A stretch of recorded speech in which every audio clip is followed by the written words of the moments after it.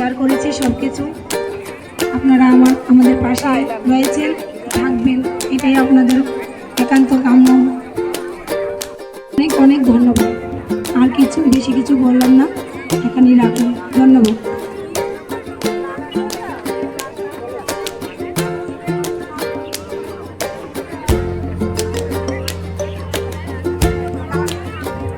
অসংখ্য ধন্যবাদ ম্যাডামকে ওনার মূল্যবান বক্তব্য আমাদের সাথে তুলে ধরার জন্য। তো এখন আমি ডেকে নিচ্ছি রুমা মুগ্ধক দাস ম্যাডামকে ওনার গান আমাদের সাথে তুলে ধরার জন্য।